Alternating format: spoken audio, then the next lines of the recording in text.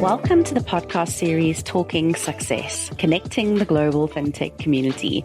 I'm Catherine Brassel, and today I'm joined by Wayne Hennessy-Barrett, who is the founder and CEO of 4G Capital. 4G Capital are a neobank for Africa, powering micro and small business growth to build economies and generational success. They provide clients the right financial service, the right training, and the right digital solutions for growth for good. Hi, Wayne. Thank you so much for joining us today on the podcast. How has your week been? Well, thank you, Catherine. It's a great pleasure to be here. I'm having a fantastic week. It's only Wednesday, but it's awesome. Brilliant. And we're very excited to hear a bit more about, obviously, 4G Capital, but more specifically, it would be awesome to hear a bit about your interesting career journey. If you could sort of take us through that and really how you were able to kind of match some transferable skills into just a really exciting opportunity in the fintech space, which obviously is 4G Capital. Well, it's really humbling to be asked, and it's very kind of you to have me along. It's a very atypical journey, I guess, but I don't know what a typical journey looks like. So I began really. I was born fairly internationally, I guess. I was born in Iran, lived in the United States till a young age, then schooled in the UK, university in the UK, and I found myself, quite drawn to, I guess, causes of justice and injustice and what was fair and what was not fair. I was quite an idealistic young man, and so I joined the British Army after studying a degree in politics and international relations, because it was very clear that a lot of the structures of the way the world was working was, they still hadn't quite come to an equilibrium. The Cold War had ended. The Cold War, for younger viewers, was the period of the standoff, or listeners, I should say, the standoff between the US and the Western Alliance and the Soviet Union and the communist satellites.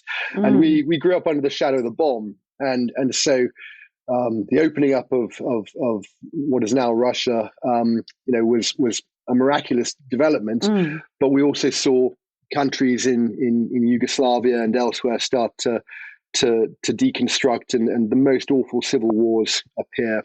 And so it became clear that there still needed to be, interventions to try to stop some of these tragedies from happening and stop some of these injustices. So I was drawn toward all that.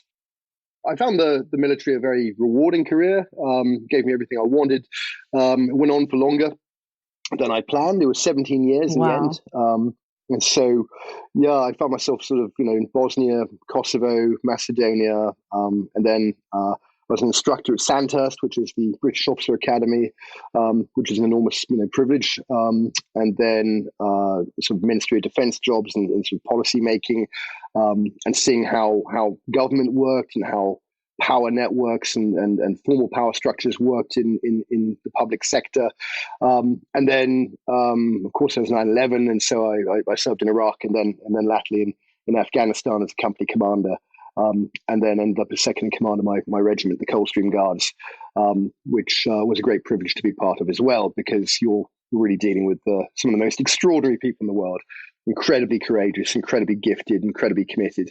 But I have to be honest, at the kind of the end of the military journey, it was becoming apparent that what we're doing in the Middle East particularly, it wasn't really solving the problems that people were facing. That communities needed access to opportunity, they needed investment, they needed education and knowledge. That a lot of the really dark behaviors, the really, really dark behaviors that I witnessed and in some cases was part of, trying to be a solution to end that. They come born of desperation and poverty and anger and hatred and ignorance. And so if you can counter those things with opportunity and knowledge and hope and love and creativity, that actually is much more of a long-term solution than bombing people and shooting things. Yeah. And so there will always be a role for the armed forces when all other options are expended. But but it was time for me to move on. And so I'd been very, very fortunate in learning about people, in learning and seeing people at very close quarters under high levels of pressure, and seeing them at their best and sometimes at their worst, and then seeing how organizations function. Very small teams, a 4-man, 6-man team, in a patrol base, in a small village in Bosnia. I was in charge of through to, running, or helping run a battalion of 600 people, or actually overseeing overseas operations with tens of thousands of people deployed as part of a really sophisticated, high quality headquarters with all the most modern technology and all the most sort of instant capabilities to hand. So it was an extraordinary sort of journey to be able to see and be part of all these things, and then to think, okay, it's time for something new. I don't know what I want to do, but I want it to matter. I want to continue to make a difference. I want to be able to provide for my family, and I want to do something I can be proud of. And so I left the army, and I spent a short period of time as a consultant in a very little boutique company in Jersey, in the Channel Islands, where I live now with my family. And from Jersey, I was headhunted by a South African finance firm who said, "We want you to set up a lending operation in Kenya." And I thought, well, I've never actually been to Africa ever, and I'd never worked in finance, so clearly it was a strong yes. I mean, why would you not? It's how hard can it be? Exactly. So you've got to kind of have the get up and go to kind of get up and go, I guess, and to put yourself into areas of excitement and to kind of, I suppose, reach for the opportunities as they arise, but also manage those risks. So I was incredibly lucky. I was able to begin a business from grassroots and set up in Kenya. Began in January 2013, and absolutely fell in love with Africa, fell in love with Kenya, fell in love with financial inclusion, which is the new discipline I found myself coming into really from ground zero, and build an operation that within 9 months was cash flow positive. 18 months later, I led a management buyout. 24 months later, raised some external capital, and we've been growing really at almost 100% year-on-year growth. Wow! Ever since then, and it's just been an absolute roller coaster, a really wild ride, but huge fun. And I know it's a word I use again and again, but it is an absolute privilege to be this lucky to have a life which has unfolded and given me the opportunity to do something, not just one thing, but a number of things which I've really loved and really been able to kind of apply myself to. And I guess, maybe see some small result as a result. No, that's awesome. And I mean, you've spoken about all the success that 4G Capital's had, particularly with achieving, for example, sort of consistently high collection rates. What would you say has been attributed to a lot of that success you've seen? Well, I guess I'm, maybe underselling the luck thing as well. Luck, one of my favorite expressions is by a Roman writer, Seneca. Luck is when preparation meets opportunity. Yes. I guess my time, working in the armed forces had given me a number of transferable skills, which I was able to apply from, the outset to quite high, theoretically quite high risk situations. So I'd not been to Africa, but I had been to, all the other places I'd mentioned.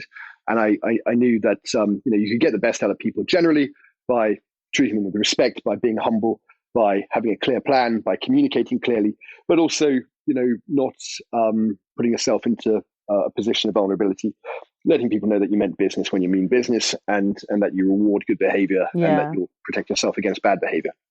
So that's not a bad baseline to start with. And then knowing how to design and to build an operation. And so to come up with a plan, start with a timeline, like we're taught, be clear about your objectives, selection and maintenance of the aim. Don't be dictatorial, be collegiate, make sure that your team are bought into what you're doing. Really find and retain the best caliber people you can, and let them fly and be free, but also keep that closeness of accountability, you to them and them to you. So all those sort of transferable things, I think, and together with I guess my own sort of restlessness at how we can do better as a species, we can do better as a human race. Yeah. We don't have to be poor. We don't have to trash the planet. We don't have to fight. We're better than this. Yeah. But it's not going to happen on its own. If you sort of sit around waiting for governments to solve the problem for you, it's not going to happen. Yeah. You've got to get up yourself, with creativity and with passion and with determination, but also with a really clear win-win mindset. So that kind of, I guess I always loved and related to my customers from the beginning, from the absolute beginning. Yeah. Our customers are the self-employed, largely female informal market traders of sub-Saharan Africa. They're the ladies and the men that you see lining the roads whenever you drive anywhere in Africa, selling fruit and veg. Tiny little market stalls selling clothes, selling general goods. They'll fix your phone. They'll be running a cyber cafe. They'll have a small bakery. There'll be seamstresses who are building or making school uniforms. And they are incredibly resilient. They are incredibly positive. They are tough as old boots. And they are always smiling, and they're always striving for a better life for their children and for themselves. And they have pride and dignity and resilience. And I absolutely love them. And they are underserved and underrepresented, and all too often not very well treated by their surrounding environments, because they aren't beset with lots of wealth, and they don't have a huge sort of collective voice. And so if they can be given the wherewithal to succeed, working capital and enterprise knowledge to grow their businesses and to put their kids through school so that they can be doctors, lawyers, professionals, entrepreneurs, innovators, then suddenly you're creating a kind of magic where, I'm aligned with them because I want the same things for my kids. And suddenly we're doing something together. And that, I guess that kind of sense of mission and purpose was always in the DNA of the company. But it's not just about me doing this. It's about a team that believe in this. My wife is my co-founder in the business as well. She's the chief of staff. I'm the CEO. She joined the company after I'd set it up, having been a very successful entrepreneur in her own right, and the head of medical training for the United Nations in Africa. So whilst I was sort of beavering away on spreadsheets, she was off to Mogadishu in South Sudan, delivering first aid training with a bunch of ex-Special Forces medics. And I thought, this is a bit of a role reversal. Hang on a minute, I'm meant to be I'm the badass one going off into the field, and you're the one who's sort of looking after hearth and home. And it was very much a role reversal. So I was sort of doing the school run whilst she was dodging suicide bombs and things like that. Wow. But as we used to say, if you can't take a joke, you shouldn't have joined. And all these experiences give you a much richer outlook on life and stuff you can bring to the party. To answer your question, what's behind the success of 4G Capital? Discipline, systems, processes, but an absolute laser focus on the mission. And I know you spoke a bit about you're uplifting these small entrepreneurs, and you guys are very much embedded in the community in Kenya. How are 4G Capital providing financial literacy and supporting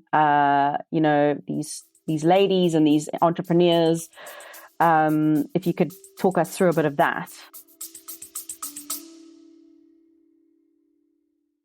Scott, could you design a video game? I could make you a hypothetical one.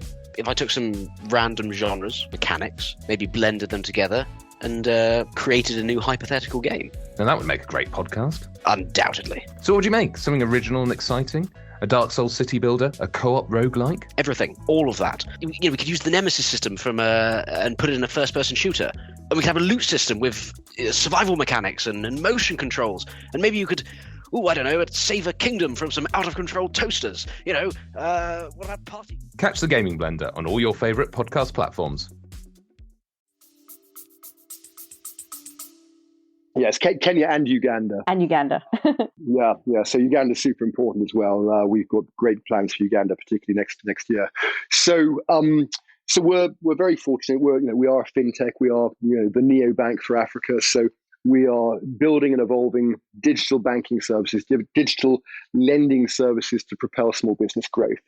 So the business training is delivered through a combination of channels.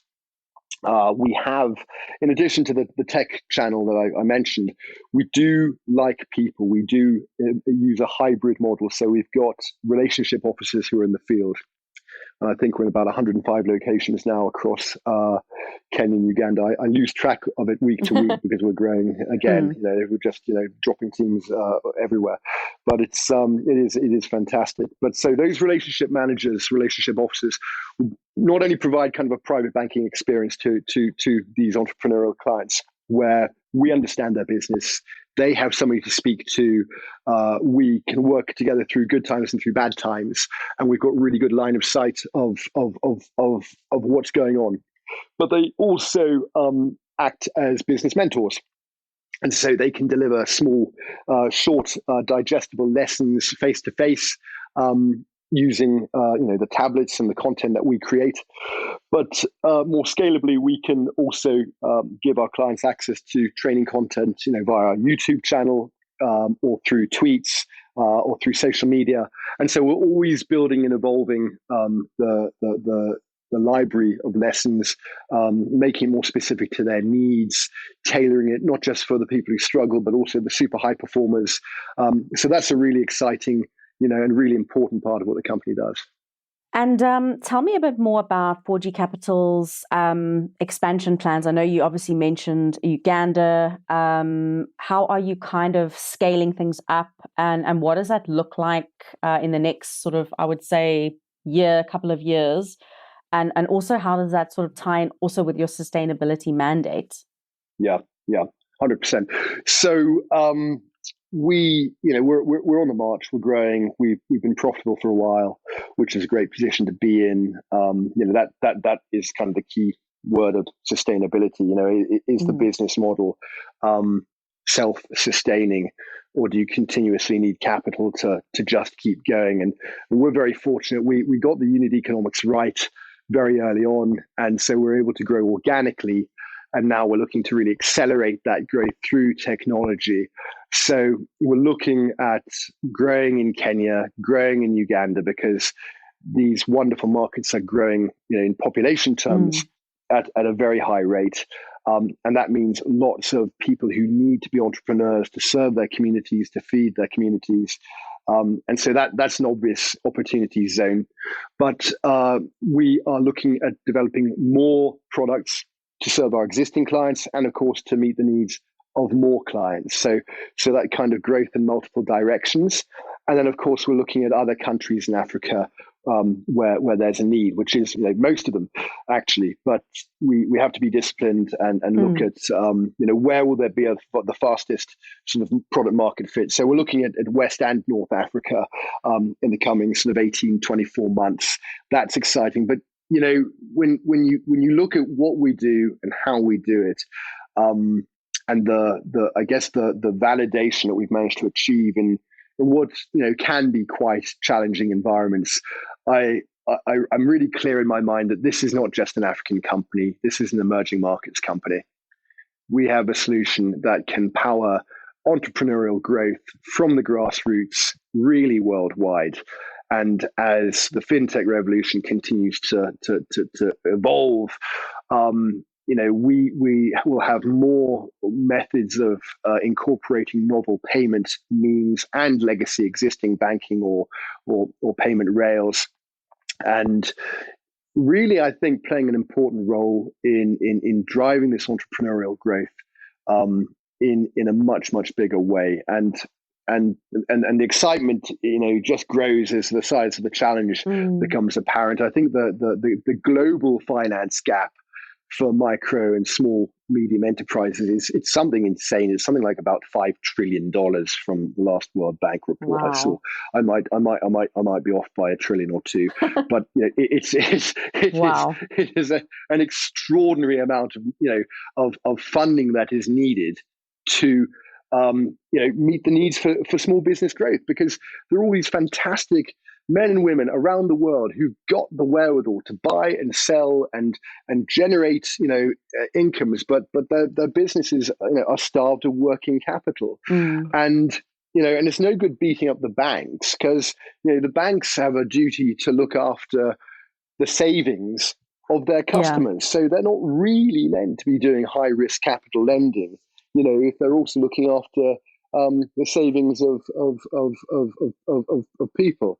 So there's a real role for people like 4G Capital to work with banks in countries where we can take some of the surpluses on their balance sheet. We can deploy it into really effective, well-tailored micro SME loan facilities that are stewarded using a combination of really high caliber people and amazing artificial intelligence, algorithmic credit scoring, and continue to deliver the kind of 95% collection rates which we historically have achieved, which is a much lower NPL rate than a conventional retail bank, because we've got this laser focus of doing one thing really, really well. So I think there's an extraordinary landscape of opportunity here to address. But the way to do it, like everything, is incrementally, in a disciplined way, building block by building block, not trying to do it all at once. Learn the lessons from people who've maybe grown a little bit too quickly before they've got their profitability under control. Don't cut corners with compliance. Don't cut corners with regulation. We see the regulators as absolute allies. They're like the referee in a boxing match. They're there to keep the whole, to keep everything in the square. And without that, there's a free for all. So we're very supportive of regulatory frameworks and of central banks, because they're trying to grow the whole economy. They're not just trying to look after one corner of it. So that's really important as well. Yeah, that's amazing. And we do wish you all the success with, especially sort of bridge that financial gap. And like you say, there's just so much opportunity, not just on the African continent, but, there's a lot of, there's plenty of, like you mentioned, how many trillion, to help these entrepreneurs and especially at the grassroots level that you are kind of working from.